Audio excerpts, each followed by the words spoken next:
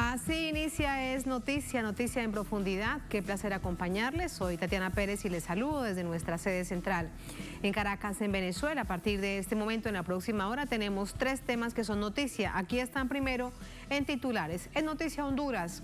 Este jueves fue extraditado a Estados Unidos el expresidente Juan Orlando Hernández.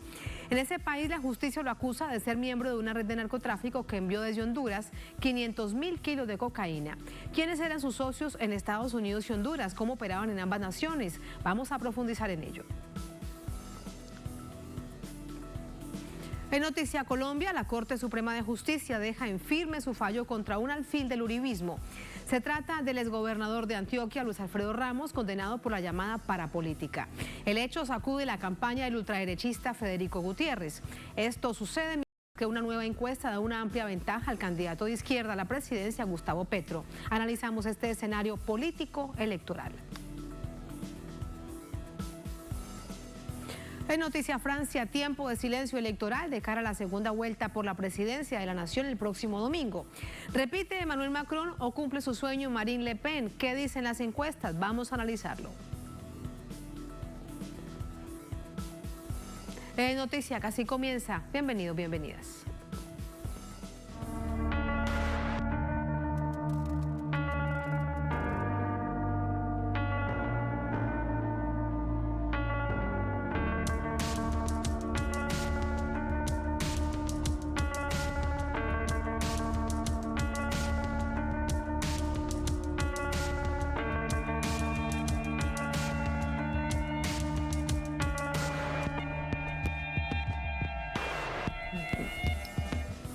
En Noticia Honduras, este jueves se ejecutó la orden de extradición del expresidente de la nación, Juan Orlando Hernández, a Estados Unidos, acusado de operar una red de narcotráfico entre 2002 y 2022. Vamos a verlo.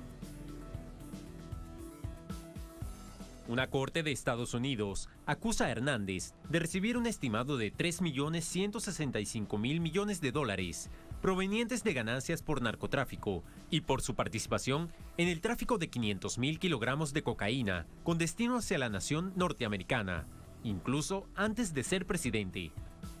El ministro de Secretaría de Seguridad de Honduras, Ramón Zavillón, informó sobre el acuerdo de extradición. El Estado de Honduras, en atención al acuerdo de extradición que existe con Estados Unidos de América y siguiendo la norma jurídica emanada por la Corte Suprema de Justicia a través del juez natural, procederá a ejecutar la orden de extradición del ciudadano don Juan Orlando Hernández Alvarado el día jueves 21 de abril del año 2022. En el juicio, los fiscales señalaron que Hernández también operaba con su hermano Tony, quien fue condenado a cadena perpetua en 2021, acusado de fabricar su propia cocaína. Ante los hechos de acusación, a través de la red social Twitter, desde la cuenta de su esposa, Ana García Carias, Hernández publicó este 21 de abril un video declarándose inocente. Soy inocente. He sido y estoy siendo sometido a un proceso de manera injusta. Quiero hacer eco de unas palabras muy potentes, muy poderosas, que dice: la injusticia en cualquier lugar es una amenaza para la justicia en cualquier parte. Estados Unidos ocupa, según la ONU, en su informe del 2021, el tercer lugar con más consumo de cocaína a nivel mundial. En el llamado Corredor de Centroamérica, se estima que el tráfico de cocaína mueve en Estados Unidos unos 100.000 millones de dólares al año, según el informe de la Comisión de Políticas de Droga para el Hemisferio Occidental del Congreso de Estados Unidos, la Administración para el Control de Drogas de Estados Unidos, la DEA, y expertos como el periodista Jesús Esquivel, autor del libro Los narcos gringos, indican que la recepción de grandes cargamentos están a cargo de grupos con poder adquisitivo y se mantienen en un bajo perfil ante el entorno social.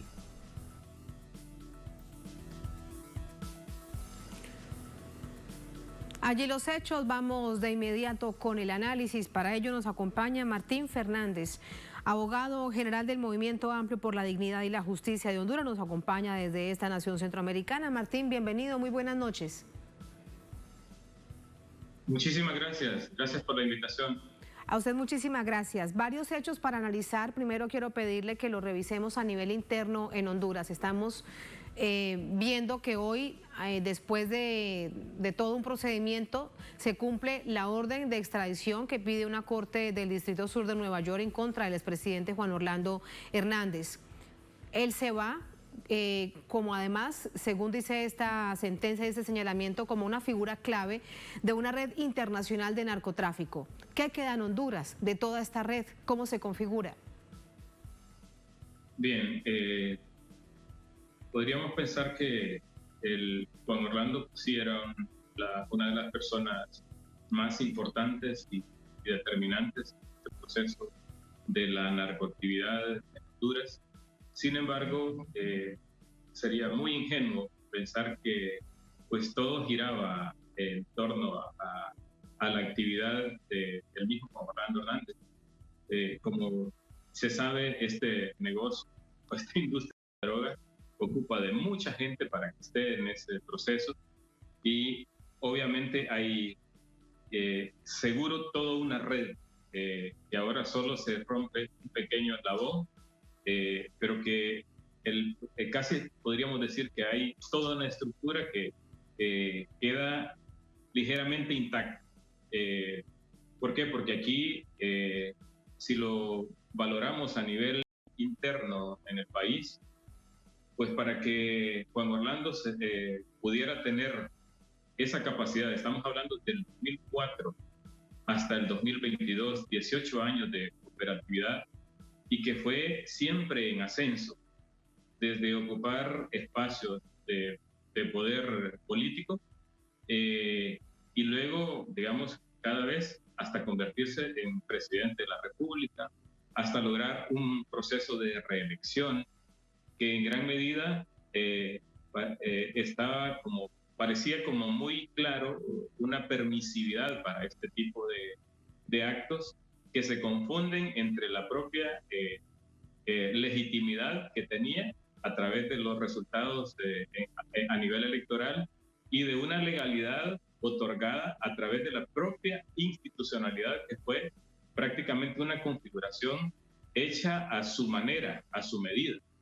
Y lo señalo en este sentido, porque recuerde que una vez que fue capturado y fue sometido al proceso para la posible extradición, primero se hizo una valoración de los cargos que a él se le imputaban acá para un posible juicio a nivel local, porque el tratado impide en el hecho de que si hubiera una acción, un juicio a nivel interno, esto impediría el acto de la extradición. Sin embargo, el informe que emitiera la Corte Suprema de Justicia hablaba de 52 denuncias que tenía, de las cuales ninguna, ni una sola siquiera, tenía una sola actividad procesal.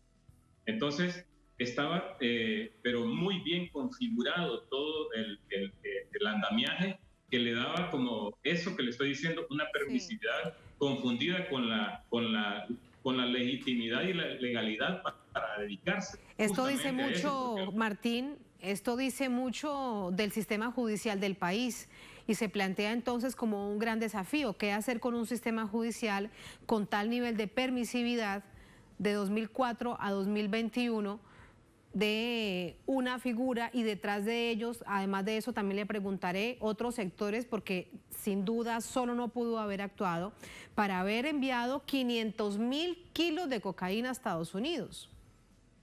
Sí, efectivamente, es que por eso le digo que hay una estructura que todavía está intacta. Hoy ha habido un cambio a nivel del Ejecutivo con el ascenso al poder de Xiomara Castro y la coalición, ¿verdad? Pero el sistema judicial sigue siendo el mismo. La Corte Suprema sigue siendo los mismos magistrados que tuvieron.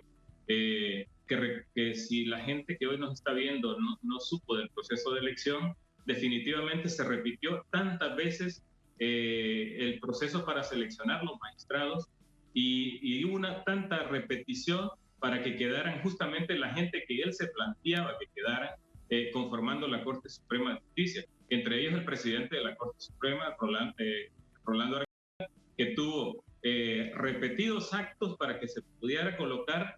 Fue el último en lograr llegar a ser miembro de la Corte Suprema en el proceso de selección que hubo, y luego se convirtió en el presidente. Pero parecía que mientras no se acordara quiénes exactamente debían ser miembros de la Corte Suprema, no se conformaba este sector. Y tenemos un fiscal general para el caso que también no entró a un proceso, es su segundo proceso, y no entró al proceso de concurso, que era uno de los requisitos, y casi fue una imposición.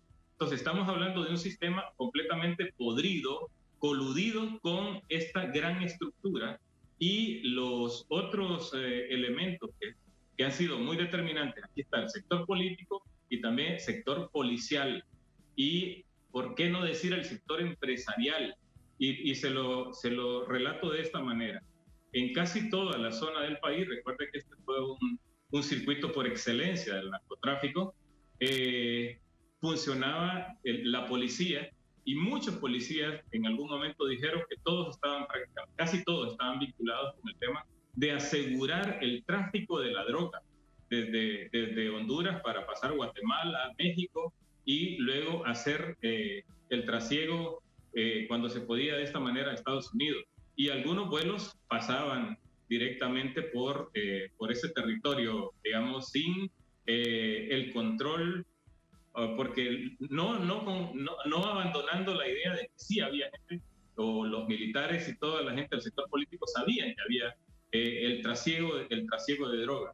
Y entonces, de esta manera, hubo una completa configuración de toda una gran estructura que era servil a los intereses de ellos. Y muchos de los procesos, digamos, y por eso le digo que vino en ascenso, porque esta corte que fue nombrada y este fiscal general contaron también con la venia de los propios Estados Unidos, que nos lo vendieron como un fiscal, para el caso de Oscar Chinchilla, como el fiscal 5 estrellas. Pero nosotros podríamos dar 5 estrellas para legitimar toda la narcoactividad. Claro. ¿Cuánto tiempo le queda a este fiscal en el cargo, Martín?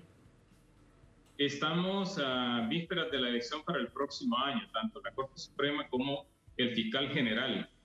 Sin embargo, nosotros creemos que es urgente que el nuevo gobierno, el movimiento social del cual somos parte, debemos agotar en la medida de la mayor actividad posible para que esta gente pueda, una, deponer en sus cargos, la otra sería crear un sistema que nos permita que ellos no estén conociendo, y que luego se parta a un proceso de investigación que no nos haga colocarnos en un país visto como un eje del narcotráfico o como un puente del narcotráfico. Realmente es una vergüenza enorme la que sufrimos los hondureños, porque nos dan esa categoría prácticamente de un narcoestado. En el juicio al hermano, claro, en el juicio al hermano del expresidente Juan Orlando Hernández, de Tony Hernández, decían que Honduras, con todo eso que usted nos está diciendo, en las palabras de la Corte del Distrito Sur de Nueva York, que lo juzgaba, decía que Honduras era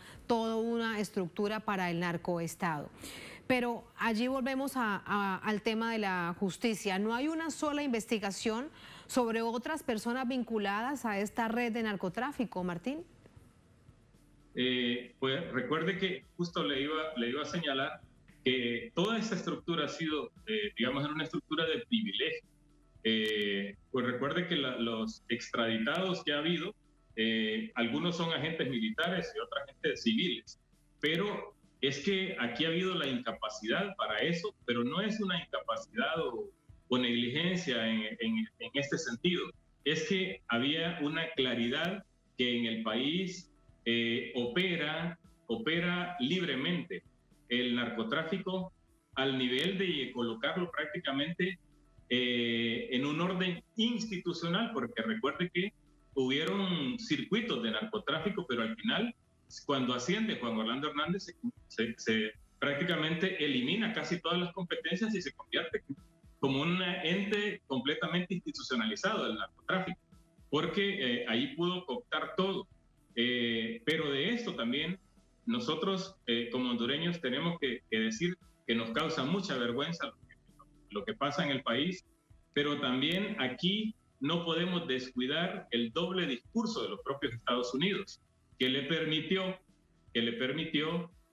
aún a sabiendas que desde el 2004 ya estaba involucrado en actividades de narcotráfico, aquí se avaló una reelección por parte de los Estados Unidos, a sabiendas de que este caballero estaba vinculado directamente con esta criminalidad. Entonces, hoy tenemos Martín, antes de avanzar con respecto a esto, la pregunta es ¿por qué? ¿En qué momento Juan Orlando Hernández dejó de servirle a Estados Unidos para que la embajada de Estados Unidos le diera la espalda? En este caso, como una figura clave dentro de Honduras, que la embajada de Estados Unidos en Honduras pues opina de todo. ¿En qué momento dejó de servirles? Nosotros entenderíamos que a raíz de la gran movilización que hubo en el país después del proceso donde se robó las elecciones del 2017, que cada vez fue acrecentando más los niveles de insatisfacción. Recuerde que el 2017 prácticamente el movimiento social hondureño, la sociedad hondureña, desmontó en gran medida estructuras que privatizaban prácticamente el país. Y cuando en su momento yo quiero referirme, cuando le dije que era toda una red, es que aquí hubo concesiones para el caso en el país, las concesiones aeroportuarias. Y en estas concesiones aeroportuarias también está el sector empresarial, que por ahí seguramente era el tránsito de la droga.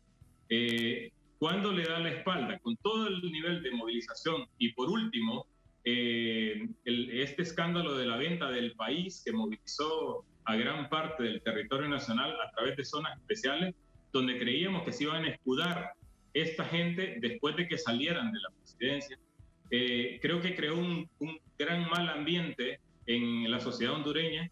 Creo que hay otro elemento, es que no pudo desvincularse porque Tony Hernández era miembro de esta estructura criminal y era su hermano. No podía, era muy evidente la situación que estaba imperando en el país y los altos niveles de corrupción que tenía Honduras. Estados Unidos entonces, Martín, necesitaba lavarse la cara. Exactamente. Recuerde que era muy evidente la corrupción, la violencia que imperaba en el país, y entonces quiso, seguramente, no había manera de que este hombre fuera potable, vendible ante la sociedad hondureña por la manera en cómo se había desfigurado completamente, ¿verdad? Y claro, él fue muy hábil, que siempre tuvo el discurso de que aquí es muy popular en Honduras, caiga quien caiga, porque dijo, bueno, el que esté involucrado en este tipo de actos, aunque sea mi hermano, va a estar que se someta al régimen de la ley. Y creo que todo este mecanismo de colaboración y este discurso falaz le ayudó mucho para sostenerse. Y creo que en ningún momento creyó que le tocaran. Pero en realidad la crisis del país internamente fue muy severa y yo creo que esta es parte de la satisfacción que debemos expresar en torno a la movilización que ha sido muy importante en el país. Entonces, yo quisiera dejar muy claro que tenemos la tarea, porque también quisiéramos que aquí se desmontara toda esta estructura, pero que fueran las propias entidades hondureñas las que nos encargáramos de desmontar toda esta red de narcotráfico, y esperaríamos que en el menor tiempo poder tener un ministerio público contundente, una Corte Suprema, no al servicio del narcotráfico como la que hoy tenemos, vergonzosamente. Sí, estás haciendo referencia, Martín, a lo que se ha planteado en algunos sectores hondureños, teniendo en cuenta esta situación tan complicada con esta justicia cooptada por grupos criminales, una especie de CICIG, pero en Honduras. Sí, se ha estado señalando, recuerde, pero ya aquí hubo algo parecido, que fue la Maxi. Sin embargo, usted supo que la Maxi fue efímero su paso, porque también estaba descubriendo redes de corrupción, en el cual ya parecía, pues está presa todavía la ex esposa del del presidente Lobo, y hubo lo que le digo es todo un entramado para que aquí fuera permisivo la corrupción, para que no se persigan los delitos de criminalidad de altos funcionarios, de políticos y de empresarios.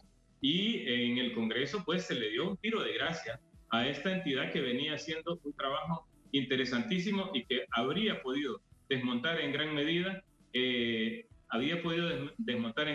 estas estructuras, porque también un contribuyente importante para que se evidenciara los altos niveles de corrupción y cómo las entidades que pueden hacer una lucha contra la corrupción y otras criminalidades de altos funcionarios, empresarios y políticos, también vio digamos, desvanecida su actividad a raíz de todo el contubernio que se hizo en el Congreso Nacional en ese momento con escaños mayores de parte del Partido Nacional. ¿Qué año fue esto, Martín? ¿Fue después del golpe de Estado? ¿Fue después del año 2009, después del golpe de Estado del presidente Zelaya? Recuerde que la Maxi tuvo vigencia a raíz de las grandes movilizaciones que se dieron en el 2015 por los robos en el Seguro Social, y que prácticamente solo tuvo una vigencia casi de 2 años, 3 años. Estamos hablando de los años 2016 al 2019 prácticamente, si no me equivoco. Sí, por último, Martín, con esto lo despido. Este es el panorama que usted bien nos ha detallado en Honduras, pero el otro lado es Estados Unidos. Si solamente desde esta nación se trafica desde Honduras a Estados Unidos 500.000 kilos de cocaína, es porque de esta manera se recibe. Y allá también están las redes de narcotráfico, obviamente los grupos criminales, quienes la reciben, quienes la distribuyen, pero es que de eso muy poco se escucha, de eso muy poco se sabe. Definitivamente, es que creo que es un doble discurso, es una inmoralidad total. Yo no creería que el mismo Juan Orlando haya estado siendo el distribuidor de la droga al interno de Estados Unidos. Yo creería que la política de Estados Unidos no solamente debe revisarse hacia afuera, sino también hacia adentro, porque pues, es un país que está seriamente afectado por este tipo de drogas, y debiera entrar en un proceso en el que a la sociedad latinoamericana, que estamos visto, yo creo que desde Colombia, Venezuela, México, Honduras, Guatemala, estamos siendo muy bien supervisados aparentemente por la política exterior norteamericana, pero cómo teniendo estos cuerpos de inteligencia en su país puede consumirse estos altos niveles de cantidad de droga que se trafica.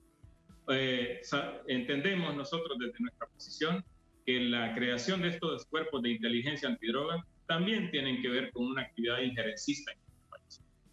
Ese es el escenario que además queda allí planteado. ¿Qué pasa con Estados Unidos? De lo que reiteramos muy poco se dice. Martín, gracias por este análisis. Muy buenas noches. Gracias, Tatiana. Saludos. Hasta luego, muchas gracias. Así vamos a la primera pausa en esta emisión de Es Noticia. Al volver en Noticia Colombia, la Corte Suprema de Justicia deja en firme su fallo contra un alfil del uribismo. Se trata, lo ven ustedes en pantalla, del exgobernador de Antioquia, Luis Alfredo Ramos, condenado por la llamada parapolítica. El hecho sacude la campaña del ultraderechista Federico Gutiérrez, uribista por supuesto. Esto sucede mientras que una nueva encuesta da una amplia ventaja al candidato de izquierda a la presidencia, Gustavo Petro. Vamos a analizar este escenario político electoral en minutos en Es Noticia.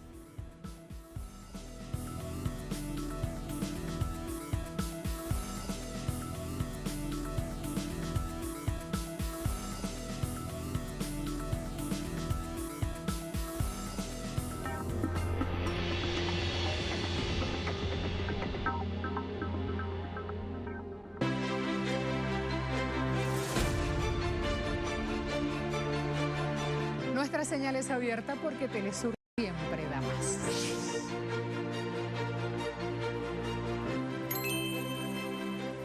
Sigue minuto a minuto nuestra programación, ahora disponible también en audio a través de nuestra página web.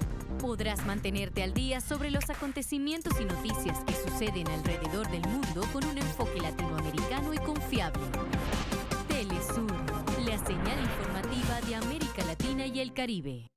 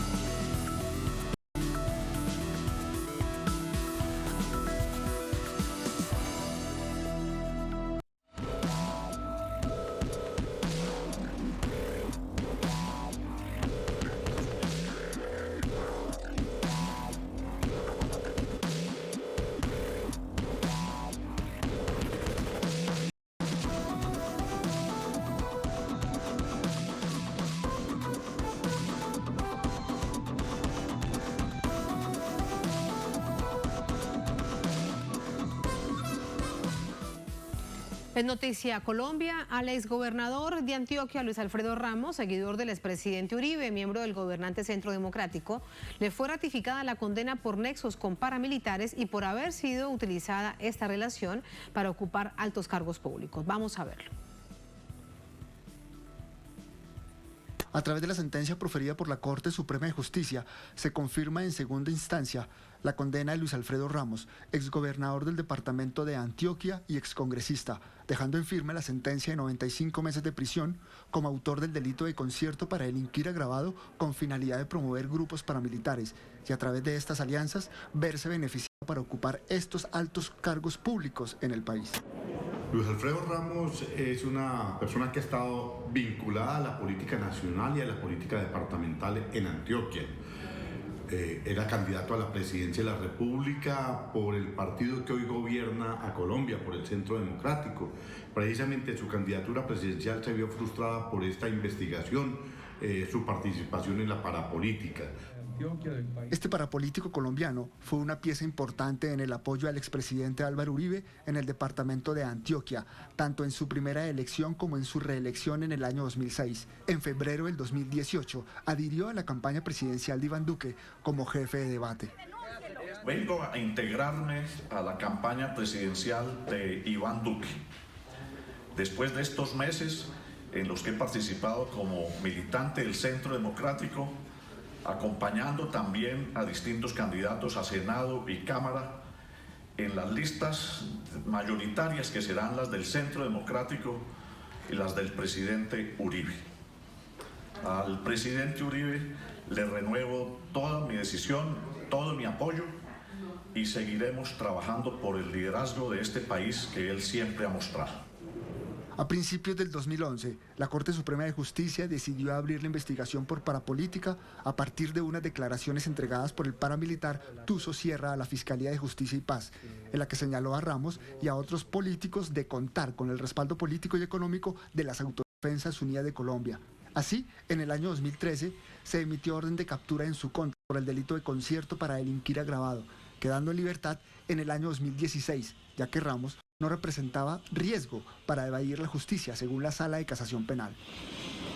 El militarismo sigue siendo, digamos, un instrumento del cual se han servido empresarios, políticos y que tiene una incidencia directa en el desarrollo, en el modelo económico que se puede implementar en diferentes zonas.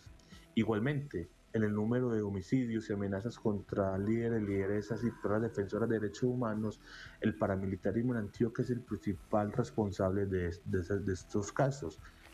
Y es que en el departamento de Antioquia, la incursión paramilitar ha dejado miles de víctimas, asesinatos de defensores de derechos humanos y campesinos, desplazamientos, desaparecidos y masacres en conjunto con el ejército. Tal es el caso de la masacre acaecida en Apartado en el año 2005, o la del Aro en 1997, que contaron con la planificación de altos oficiales del ejército. Fue con la ayuda de estas fuerzas que el exgobernador de Antioquia, excongresista y exalcalde de Medellín, llegó a las altas posiciones de poder en la estructura del Estado colombiano. Tenemos ayer informe de nuestro corresponsal en Bogotá, Hernán Tovar, con quien conversamos ahora, porque todo esto sucede cuando vemos que el capítulo, Hernán, muy buenas noches, de la parapolítica, de los vínculos de los políticos colombianos, locales, regionales y nacionales, con el paramilitarismo, sigue abierto, que ese capítulo no ha cerrado, pues todo esto se da en un contexto electoral. Quiero preguntarte de ello, por ejemplo, ¿se ha pronunciado por esto el candidato del uribismo de la extrema derecha, Federico Gutiérrez, tan atento en Twitter para estar hablando en contra de aquellos que él considera sus directos opositores? Tatiana, un saludo para usted, buenas noches para Latinoamérica y el mundo. Pues sí, efectivamente, uno de los que reaccionó frente a esta nueva situación del exgobernador de Antioquia fue el candidato por la ultraderecha colombiana, asegurando que él no tiene esos nexos con este representante o este político al que se le comprobó la relación con los paramilitares, Tatiana. Pero es que las evidencias dan cuenta de esta situación y en los medios de comunicación está circulando una foto que aparentemente fue antes de las elecciones para Congreso, el pasado 13 de marzo. Se le ve al exgobernador Luis Alfredo Ramos en compañía de uno de los integrantes de la coalición Equipo Colombia, de Alex Char, exalcalde de la ciudad de Barranquilla y que hace parte precisamente de ese movimiento político que apoya al candidato de derecha Federico Gutiérrez. La posición ha sido tajante, el candidato asegurando que él en sus filas no tiene corruptos y que va a luchar por la corrupción como una bandera que está exponiendo cada vez que sale ante los medios públicos o privados, o cada vez que hace referencia a las otras campañas, Tatiana. Pero también decirle que, y esto para tener un poco de contexto, que el señor Luis Alfredo Ramos fue gobernador de Antioquia entre los años 2008 a 2011. Fue senador entre los periodos 2002 a 2006. Representante a la Cámara entre los años 1982 a 1990. Esto para dar cuenta de, en ese periodo de tiempo, cómo fue también la presencia y el crecimiento de los grupos paramilitares, sobre todo en Antioquia. Es difícil de negar los vínculos que tuvieron los partidos de derecha en ese entonces, desde 1982, que este señor fue congresista, hasta ahorita, que sigue incursionando y sigue moviéndose como pez en el agua por los diferentes partidos políticos. Actualmente, y como lo vimos, pues es integrante o era integrante del Centro Democrático, partido de gobierno. Se demuestra de esta forma los vínculos del paramilitarismo con el Centro Democrático, con el uribismo. Y da cuenta también de cómo se sirvió los organismos políticos de la derecha a través de esas asociaciones, de esa, digamos, contraprestación entre políticos y paramilitares para que ellos pudieran incursionar, para que ellos obligaran al voto en ciertas regiones del país y ellos pudieran aprovecharse de esta situación para llegar a ocupar estos altos cargos públicos. Para algunos analistas, las fichas están puestas. Para algunos analistas, esta campaña que viene precedida de la anterior da cuenta de los vínculos del narcotráfico con el paramilitarismo, que no se puede negar. Y a esto debe apuntar la justicia colombiana, quién es el máximo responsable de estos nexos y quién es el determinador de toda esta situación, de cómo se ha permeado la política colombiana para llegar a los altos cargos por parte del narcotráfico y el paramilitarismo, que fue el que le ayudó a ascender. ¿Quién es esa persona? Bueno, ahí están las preguntas y ahí están las evidencias de cómo el Centro Democrático está rodeado de paramilitarismo y de narcotráfico, Tatiana.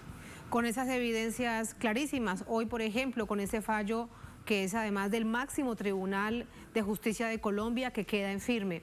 Gracias, Hernán, gracias por entregarnos este contexto. Buenas noches. Muy buenas noches. Buenas noches, vamos a entrar con el análisis. Para ello nos acompaña Federico García Naranjo, es periodista, analista político, nos acompaña también desde Bogotá. Federico, muy buenas noches, ¿cómo estás? Hola Tatiana, gracias por la invitación.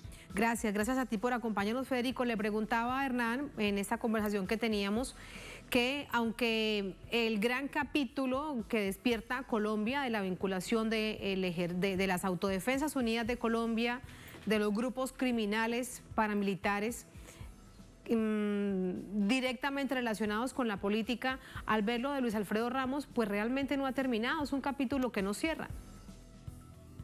Es un capítulo que no cierra y que falta todavía mucho por saberse acerca de la relación entre la clase política tradicional y los grupos paramilitares. Recordemos que estamos hablando de un fenómeno muy específico de paramilitarismo que se dio en Colombia entre el año 96 y el año 2006, es el año de la desmovilización de las Autodefensas Unidas de Colombia, en el que el proyecto político de este grupo consistió en fundirse con la clase política tradicional y elegir un narcorrégimen que gobernó a Colombia durante varios años y que permitió, entre otras cosas, implementar un proyecto de contrarreforma agraria donde alrededor de 8 millones de hectáreas pasaron de manos de los campesinos a muchos latifundistas. Estos políticos que tuvieron estos vínculos con las AUC fueron descubiertos, muchos de ellos encarcelados, condenados por vínculos con el paramilitarismo en los años anteriores, y Luis Alfredo Ramos había quedado, digamos, su condena pendiente, estaba pendiente de una confirmación por parte de la Corte Suprema de Justicia que se ha dado hoy. Y en ese sentido sí, es el capítulo más reciente de la parapolítica que, insisto, es un momento muy específico de la historia de Colombia porque hoy ya vivimos otro tipo de paramilitarismo pues falta ver todo lo que se falta por conocer, ¿no? En este momento la Justicia Especial para la Paz pues está admitiendo testimonios cada vez más evidentes y más reveladores, en donde queda en evidencia la relación estrecha de profunda complicidad entre la clase política tradicional y los grupos paramilitares. Uno de esos capítulos, por lo que no se cierra, por lo que no se debe cerrar, además en términos de verdad, es el capítulo con el sector empresarial, de lo que muy poco se sabe. Pero pareciese que hay además un pacto de silencio con respecto al tema. Federico, ¿qué crees? Sí, de hecho el pacto de silencio quedó inscrito en el acuerdo final de paz con las FARC, cuando se acordó que los terceros no serían objeto de investigación y juicio por parte de la Jurisdicción Especial para la Paz, que podrían acceder a ella de manera voluntaria, pero que la JEP solo se limitaría a los actores del conflicto, los actores armados de uno y otro bando. Esto fue un acuerdo que se hizo sobre la marcha en buena medida para garantizar el apoyo de la clase política tradicional al acuerdo de paz, al amparo, digamos, del liderazgo del presidente Juan Manuel Santos, y de alguna forma lo que se ha sabido es por confesiones de paramilitares que han revelado en sus testimonios pues que han tenido estos vínculos muy estrechos con sectores de las élites regionales y de la clase política tradicional. Entonces, por ejemplo, el caso del señor Otoniel, el líder del llamado Clan del Golfo, que fue capturado y que ya está a punto de ser extraditado a los Estados Unidos, pues ha tratado de hablar con la JEP y con la Comisión de la Verdad en numerosas ocasiones, y estas reuniones han sido saboteadas, ha habido dificultades, no se ha podido, digamos, recabar suficiente información. Entonces, parte del reclamo de las víctimas es que a los paramilitares y a quienes quieran asistir a la JEP en calidad, aunque sea de testigos, por ejemplo, el jefe paramilitar Salvatore Mancuso, que sigue en los Estados Unidos, puedan hacerlo para que las víctimas puedan acceder a la verdad y, ¿por qué no?, abrirse procesos judiciales contra personas del empresariado, terratenientes, latifundistas, líderes locales, que si bien no han estado en la primera fila de atención por cuenta de que no son políticos, que se hagan elegir y que salga por las noticias, pues sí han sido fundamentales para el éxito en su momento del proyecto paramilitar. Entonces, esa es una de las asignaturas que dejó pendiente el acuerdo de paz y esperamos que la JEP la desarrolle. Claro, no son menos responsables por ello. En este listado que hacías pensaba también en las empresas multinacionales o transnacionales, que también tendrían mucho por decir, pero reiteramos, de lo que poco se sabe. Ahora, ¿de qué manera crees, Federico, que afectará esto la candidatura de Fico Gutiérrez? Estamos muy cerca cada vez más de la primera vuelta presidencial, 29 de mayo. Pues yo pienso que este tipo de informaciones que se van sabiendo, que por ejemplo que Luis Alfredo Ramos estaba en esta cafetería reunido con Alex Char de la campaña de Federico Gutiérrez, en fin, que claramente es un apoyo a Federico Gutiérrez, pues esto sí digamos, le afecta todavía más su imagen, pero se la afecta con sectores que ya están convencidos. Yo pienso que cuando se pase la primera vuelta electoral el 29 de mayo, se va a abrir un escenario completamente diferente en donde este tipo de informaciones volverán de nuevo a la palestra pública, se volverá a hablar de este tipo de cosas, por ejemplo, de lo que se ha sabido hoy, de que una empresa a través de la cual Federico Gutiérrez dictó unas conferencias en los Estados Unidos, pues está en los Panama Papers. Entonces son escándalos que se van revelando día a día. Los medios de comunicación de alguna manera son bastante cómplices con la candidatura de Gutiérrez, poco hablan del tema, hacen mucha más, le dan mucha más resonancia, por ejemplo, a los hechos que suceden en la campaña de Gustavo Petro y de Francia Márquez. Entonces, lo que veremos será en este momento... Bueno, pues, fíjate que ahora que dices esto, revisando todos, bueno, no todos, la mayoría de medios locales de la prensa nacional, no hay en los primeros titulares una sola información sobre la condena, el fallo de la Corte Suprema de Justicia que confirma esta decisión del alto tribunal en contra del exgobernador Luis Alfredo Ramos. No hay titulares en estos medios de comunicación. Es muy poca la cobertura, y si te fijas, por ejemplo, en los noticieros de cobertura nacional no le dedican más de 30 segundos a la nota, es decir, parece como una nota marginal y no se relaciona el apoyo político que le puede haber dado Ramos a la candidatura de Federico Gutiérrez, todo con tal de no afectar la imagen de esa candidatura.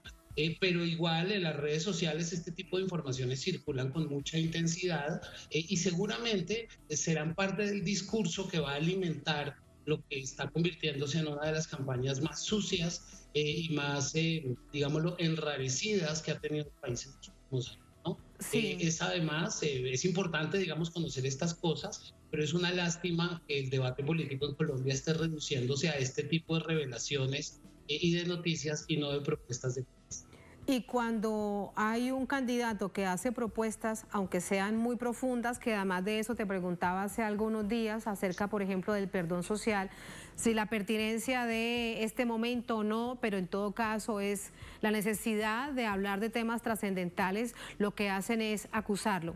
Pero además de eso te pregunto también, tratando de mirar hacia otro lado, es ese ataque permanente a Piedad Córdoba, activista de derechos humanos, política, senadora electa de nuevo, ya estuvo una vez en el Senado, hubo una decisión de la Procuraduría que prácticamente le declaraba la muerte política, esto rápidamente recuerdo para nuestra audiencia en América Latina y el mundo, pero luego un fallo dice no tiene nada que ver y se le deben retornar todos sus derechos políticos, tan es así que hoy es una senadora electa por el pacto histórico. ¿Por qué contra la figura de Piedad Córdoba, Federico?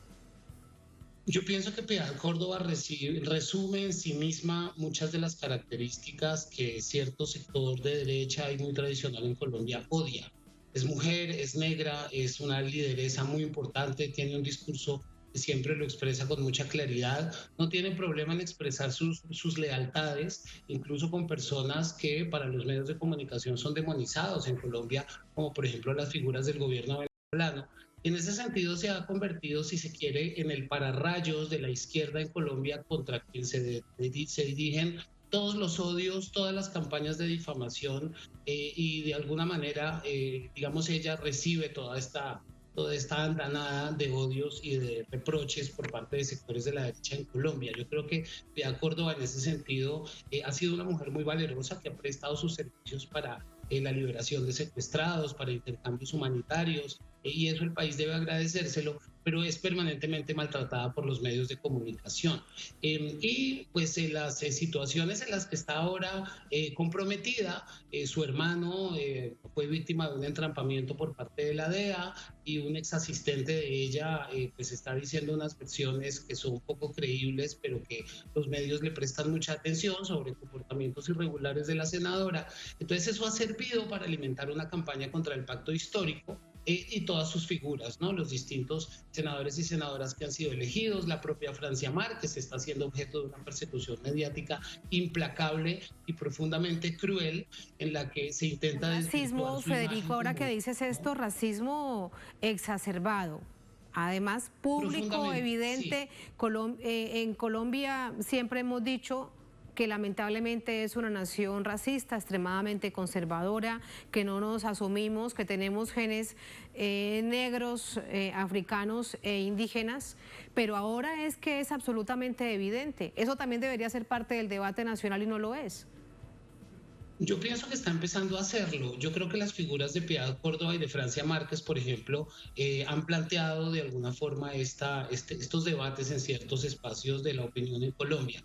Ellas resumen de alguna forma o ponen en expresión, ponen en evidencia ciertos rasgos de la cultura colombiana más tradicional, como la misoginia, el racismo, el clasismo, que hacen que mujeres como ellas, que son capaces de plantear un discurso transgresor y atrevido a esta sociedad tan conservadora, pues se hacen objeto de toda suerte de ataques. Pero también es cierto que entre más son atacadas, pues de alguna forma estos ataques las victimizan y movilizan a las bases de apoyo que estas ellas tienen dentro de la izquierda y dentro de sectores democráticos en Colombia. Entonces esto, digamos, las pone en la palestra pública como principales figuras del debate y de la polarización nacional, pero digo que tiene tanto de bueno como de malo. Es decir, por un lado, sí nos pone en evidencia como un país profundamente racista y machista, pero por otro lado, también revela que hay muchos sectores en Colombia que están aburridos de esta situación y que quieren construir un país más democrático.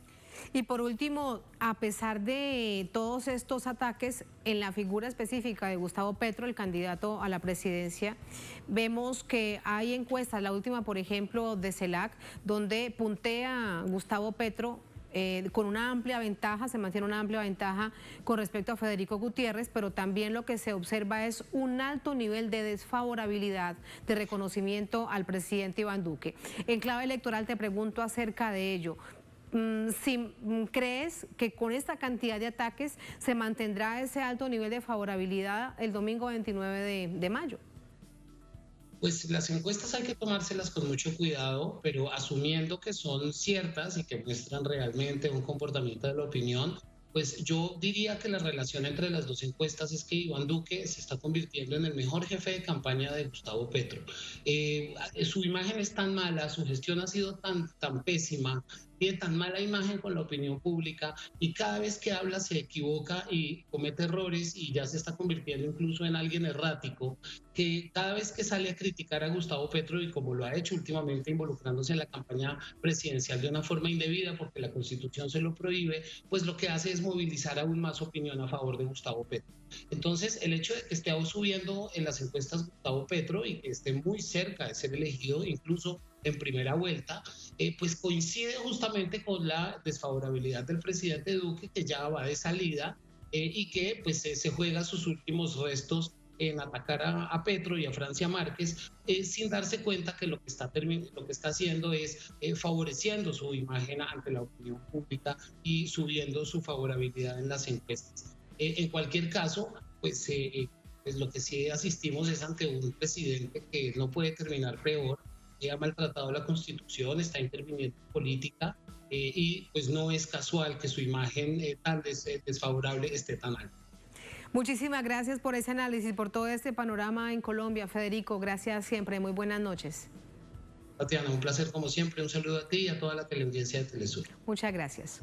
Así vamos a la última pausa en esta emisión de Es Noticia. Al volver en Noticia Francia, tiempo de silencio electoral de cara a la segunda vuelta por la presidencia de la Nación Europea el próximo domingo. Repite, Emmanuel Macron o cumple su sueño Marine Le Pen.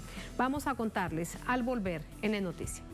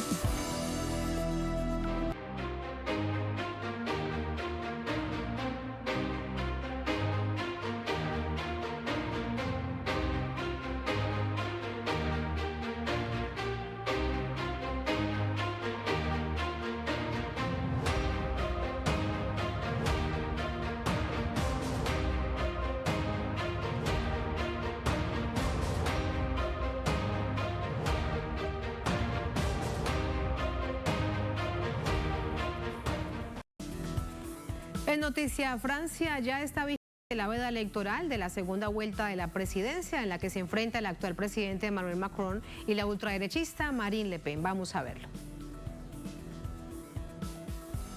A partir de este jueves, los candidatos no pueden hacer campaña en la víspera de la votación, ni el mismo día de las elecciones. Los medios de comunicación también estarán sometidos a estrictas restricciones informativas hasta el cierre de las urnas el domingo, a las 8 de la noche. En las encuestas, el presidente y candidato centrista, Emmanuel Macron, se mantiene por delante de la ultraderechista Marine Le Pen. Un sondeo publicado ayer por Ipsos Francia le da al candidato a la reelección 56,5% de la intención de voto y a la ultraderechista un 43,5%. Para este balotaje, Macron tenía que convencer a los partidarios del candidato de extrema izquierda, Jean-Luc Mélenchon, que quedó en tercer lugar con el 22% de los votos. Mélenchon dijo a los partidarios que no debían dar ni un solo voto a Le Pen, pero no apoyó explícitamente a Macron. El miércoles por la noche, los candidatos se enfrentaron en un único debate. Discutieron de poder adquisitivo, la primera preocupación para los franceses, de economía, inmigración, diplomacia, entre otros temas. Macron aprovechó de acusar a Le Pen de financiar su partido con dinero ruso y de querer salir de la Unión Europea.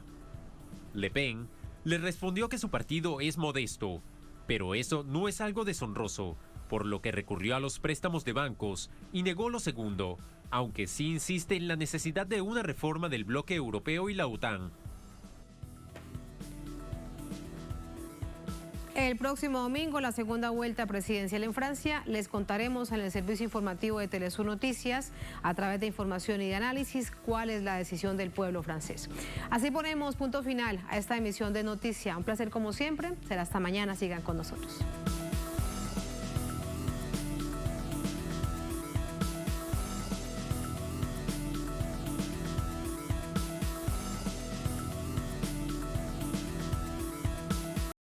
Medidas económicas mueven al mundo y los líderes detrás de ellas buscan nuevas estrategias para hacer frente a la recesión mundial.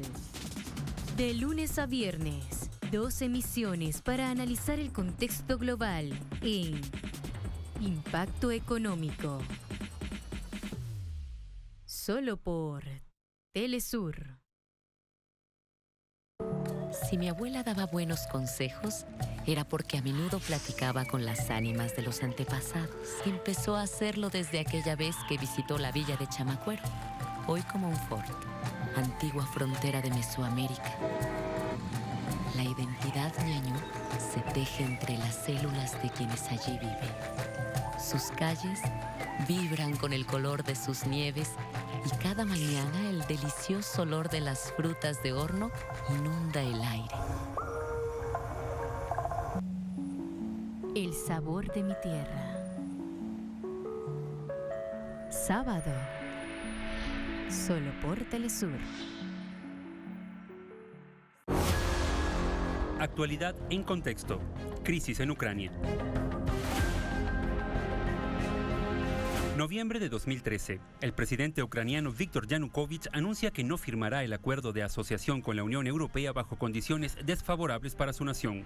Inician protestas violentas conocidas como Euromaidán, encabezadas por sectores neofascistas del llamado Pravý Sektor o Libertad. Estados Unidos y la Unión Europea expresan su apoyo a los manifestantes. Diciembre de 2013. La secretaria de Estado de Estados Unidos para Europa, Victoria Nuland, reconoce que su país ha gastado $5.000 millones para subvertir Ucrania y asegura que empresarios y funcionarios del gobierno apoyan el proyecto de arrancar a Ucrania de su relación histórica con Rusia. Febrero de 2014. Se hace pública una conversación entre la secretaria de Estado para Europa, Victoria Nuland, y el embajador estadounidense en Kiev, en la que organizan el